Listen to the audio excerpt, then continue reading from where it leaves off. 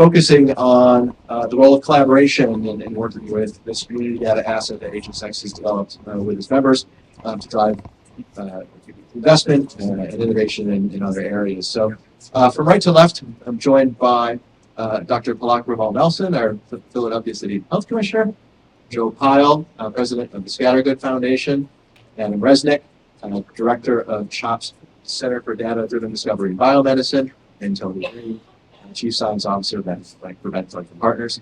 Thank you guys for joining.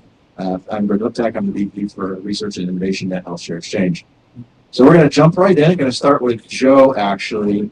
Joe, hearing from some of the other panelists talking about combining data to enhance data, and I've spoken with you about finding other data sources and kind of democratizing data to support philanthropic missions. Can you expand on that a little bit? I have to be careful. David is married to my board chair, so I have to be careful what I scattergood on the record here for today. One of the things that I want to get across here today in my comments is that what we've been talking about is large institutions who have data available to them. And I think that if we really are going to bend the cost curve and improve health outcomes, we have to get this data down to the community level. And one of the things that Marty and I have been talking about is, how does a foundation like Scattergood make the data available, through research projects to get that data down to a community level to really in real time change grant applications for the needs of the community.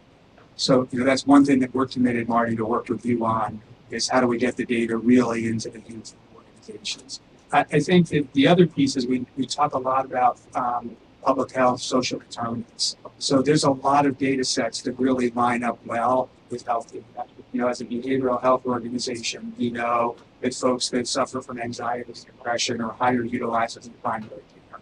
So how do we, tap into behavioral health data, bring that into this work? The other thing that I think is really important is we have crime data that's real time.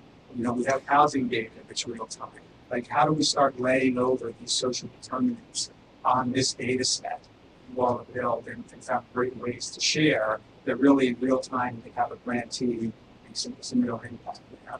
And I think that's the compounding that the other David on the panel was talking about. It's how do we compound associated data, things that look at the whole person. So really committed to that.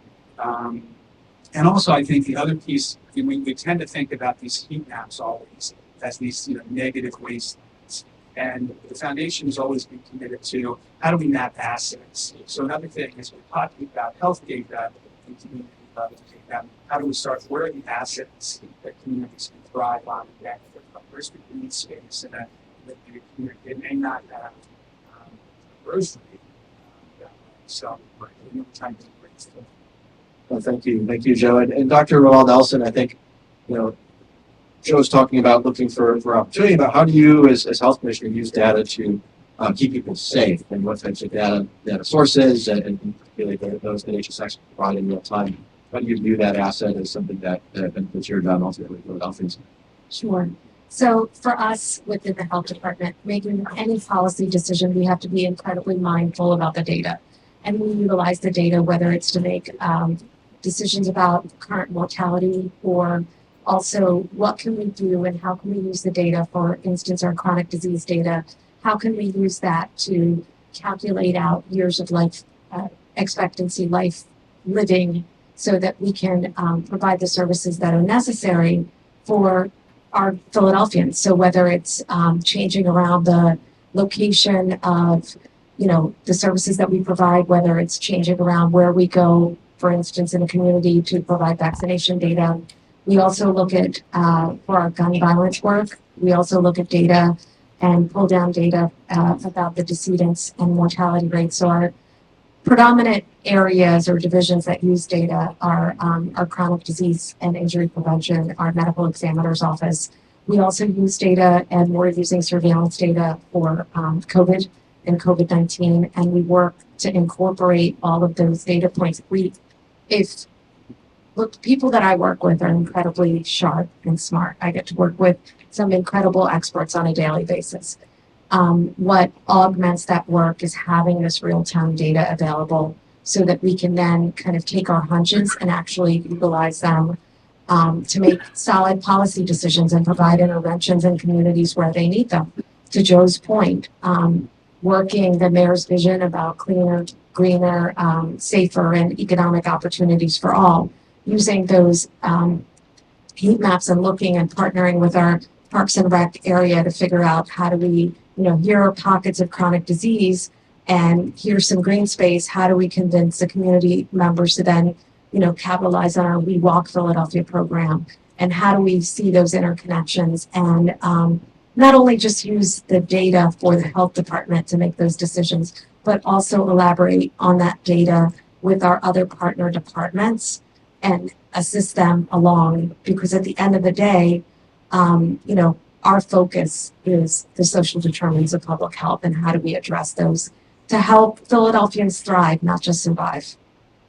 Yeah, thank you. And I think, playing on one of the questions that was asked during the last panel around, have you seen any examples of where those data are aggregated in a useful way across multiple needs states in multiple geographies? And I think we're working toward that in combination with the PADHS Navigate program that HSX is implementing, working with all of our individual members to aggregate that data, recognizing they all use different tools to screen, different EMRs to capture that information, and then ultimately how that flows to us.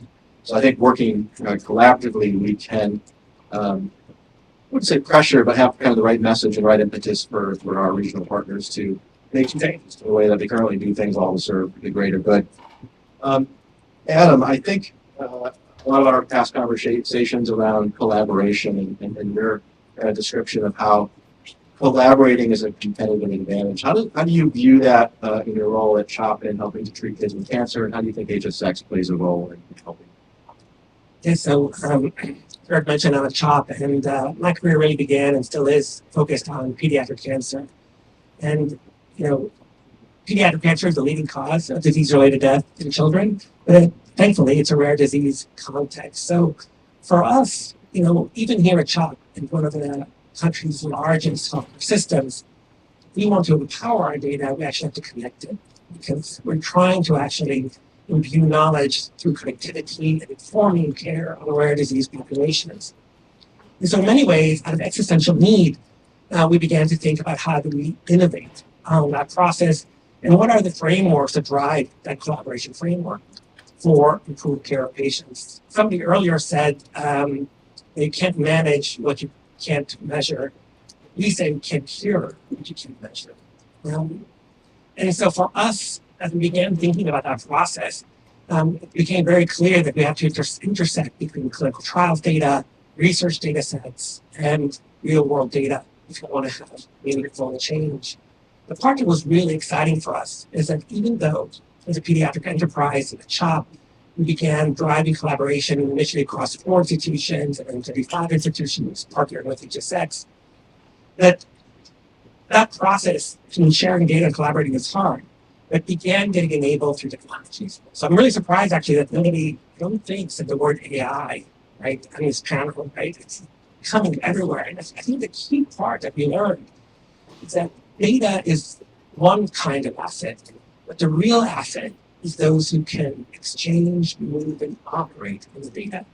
So data on its own is fairly static, right? But if you can compute, analyze, work with data, move data, connect data, so it's actually operating on data that's a true asset. And so competing to share is actually a framework that provides advantage. Those who can actually connect, analyze, and interpret data best actually are the ones who lead. To do that, you can lead with sharing. So sharing is essentially linked to your capacity to compute, innovate, and drive discovery. And so for us, almost out of an existential need in a rare disease population, we recognize that certainly this is not just something unique to us. In fact, precision medicine is something any one of us want to essentially enable. And healthcare is a data-intensive enterprise, right? Most hospitals are just now really beginning to come to terms with the recognition that they're healthcare companies, but they're also data companies. And to be a good data company, you have to have partners that really operationalize that framework.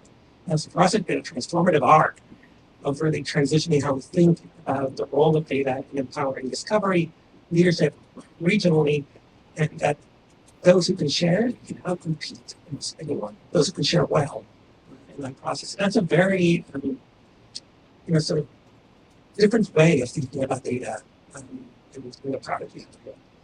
Thank you, Adam. And Tony, I saved you for last because you locked me in the conference room for 2 months last year, working on the U.S. Economic Development Administration's Tech Hub program.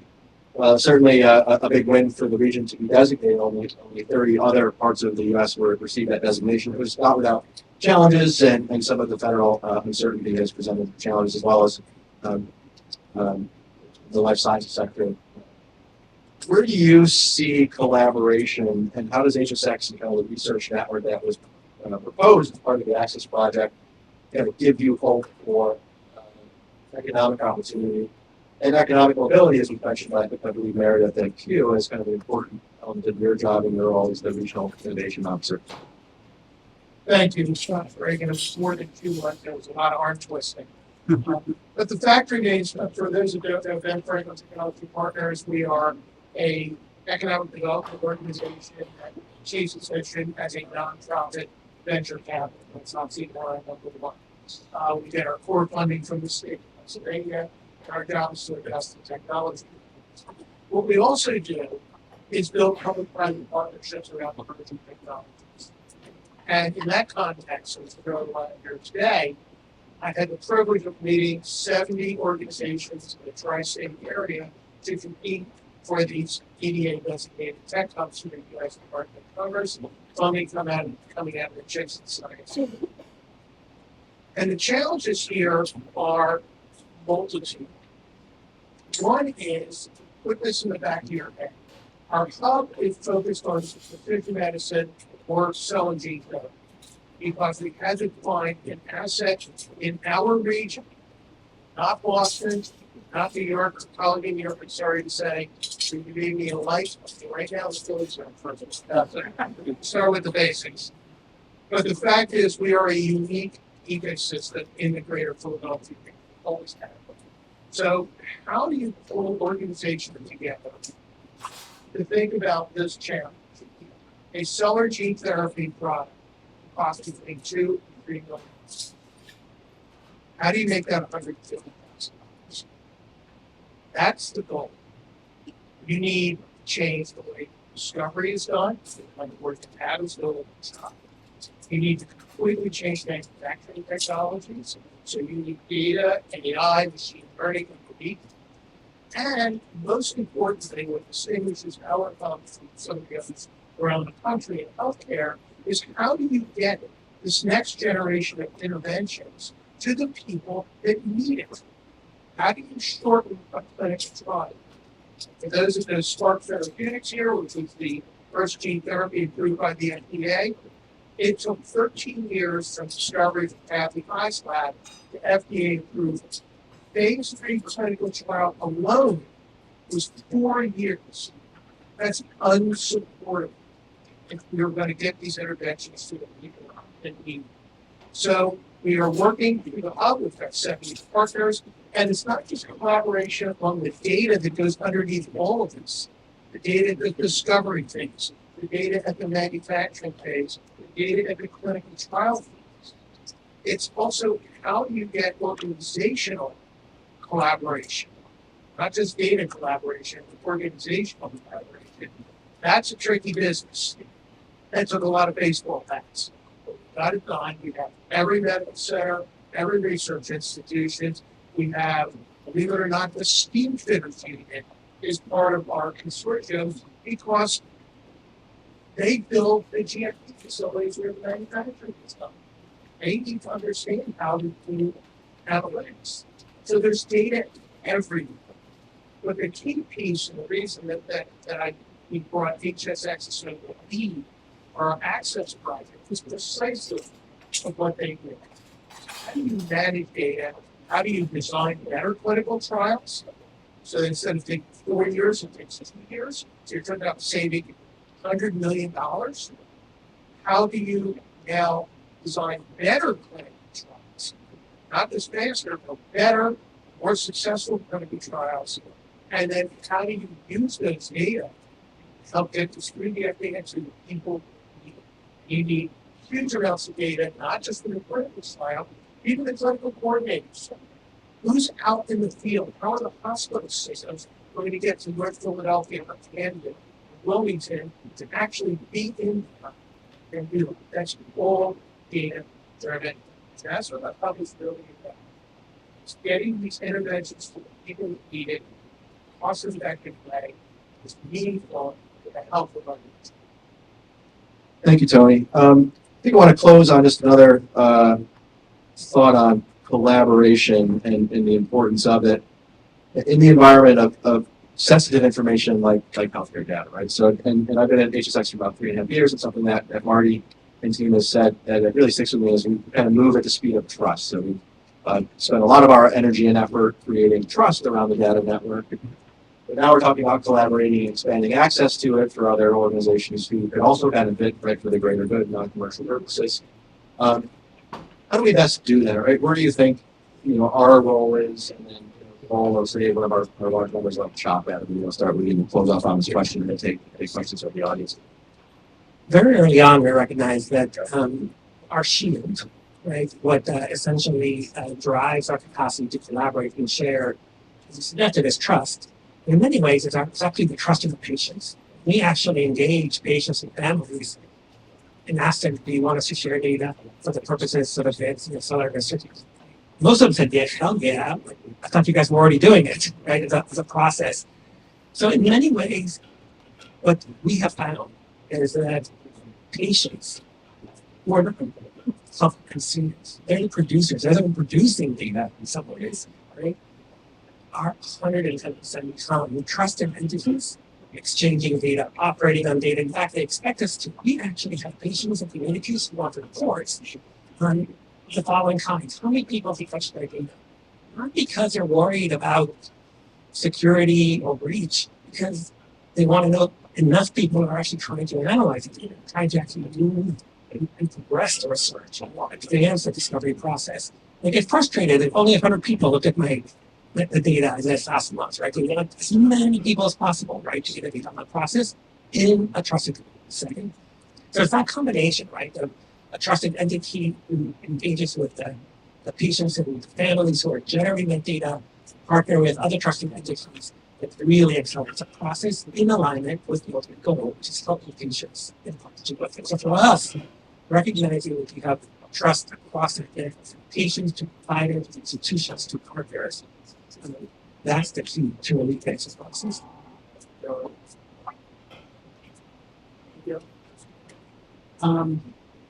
I think one of the things that I'm really interested in, again, the foundation is, we're talking about patients, and we need to get upstream with that problem. And I think on the issue of collaboration, it's how do we add data points so that we can avoid having more patients and having a community that's healthier. And I think the question, I think it was Shannon that asked the question about, do you have a good example about, around the issues of hunger? I think it's because we're not sharing the data on that level, right? You don't know how many kids in your clinic have, not gotten what they need to thrive, right? So, I think I just want to really underscore that, we talk about patient data, but it needs to be community level data, and it needs to be upstream of the disease model. And I think HSX is, poised to be able to do that, and I'm excited for that opportunity. And I think for me to add to that, the role of collaboration is so critical, because if you think about the fact that, and I say this often to our staff and fellow departments when we're in these settings, we're all sharing the same problem, right? And if all of us start working, like to your point about the patients asking how many people have actually looked at my data, right?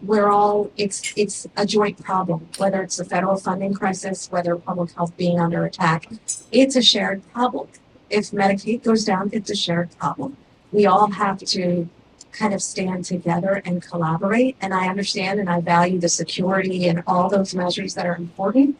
However, if we're sharing data and we're sharing information, solving the problem that may not be solvable for just the health department may become a completely solvable solution. And then we can take the information and combine it to address things like hunger, to address the other social determinants of health, which may not be currently linked because we're only, one group is looking at a subset of data instead of all of us looking at all of the items that are available and collaborating. So I'm a big proponent of we have big problems and we need all of us to really work together and use all of our resources to solve them. Thank you, Doctor. I think we're right at 5 o'clock, so let's see if we have any questions from the audience. Maria, does that sound good? Hi, thanks for all. This is very interesting. My name is Carmela Chair. I work at HHS. And I'm wondering, where do you see data quality fitting in all this? Because it's great to share. I work in the interoperability area in the standards division, and I think about data quality a lot. So I'm wondering, what are you all thinking about with data quality? We get this up briefly. So obviously data quality is existential to almost everything that we do. The part that for us is really exciting is the tools, the ways that we can assess quality of data changing. But the other equally exciting part is that because we can actually operate data, instead of thinking of them in data sets, thinking of them as data streams, we can connect feedback loops of quality to the data. Meaning, for example, it's not just about collection putting data into the EHR because they want to make sure there's appropriate billing. The minute it goes into the EHR, to compute, analyze, and provide something back to them, right? It changes why data into the context. So that for us, what we have seen is that data quality is directly linked to its use. The more you actually are used to compute and analysis of the data, the better the data actually becomes useful. So that's again another one of those features of connecting sharing and usage as a competitive advantage to quality. Right? Data that doesn't get used is the least quality sort of enabled. And I would just quickly add that kind of on the social needs data side of things, people have been collecting that data for many years, but again, using different tools and setting up their medical records in different ways so that it's not particularly consistent. Now that there is more interest, as Adam said, of using that to identify need, to monitor the progress of interventions, there is more interest in making the right adjustments so that data are more consistent on top of the NLP and AI tools that can be used to draw from these data streams and create risk profiles, what kind of population assessments of pulling all of this disparate information together and then having it computable that be reported back and then used and actually backed up for these data. I just really love Adam's point about data that gets used by different groups. And I think I just really appreciate that comment and the fact that, how do we get new users so it's not the same set of folks looking at the data over again? And how do we get different communities to look at that data because they'll bring a different perspective. Data is a bias by who look at that data and the perspective. So I just really appreciate that comment. And that speaks to the organizational collaboration that's going on. So think about it, we've got, for instance, in our hub, we've got Penn, Drexel, Temple, Chop, Jefferson, Rowan, Cooper, Christiana, Yorkshire. How do they share data? And they all use different, we also have different systems, they use different ways of communicating, they do different ways of even managing their data. And so it's by, right now, it's called alternatives. So at some point, you got to figure out how to pull all this together. Make it, again, useful for a clinician to say to a patient, here's what we can do to help you today.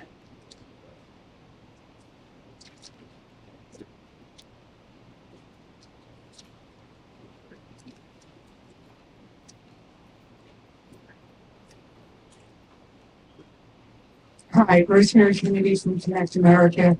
I've spent probably the past 18 years working with emerging technologies that are quite critical in helping people with chronic conditions in home, sensor technologies, etc. And I would just like to hear your perspective because the data that comes from that technology, and it's a huge volume of data.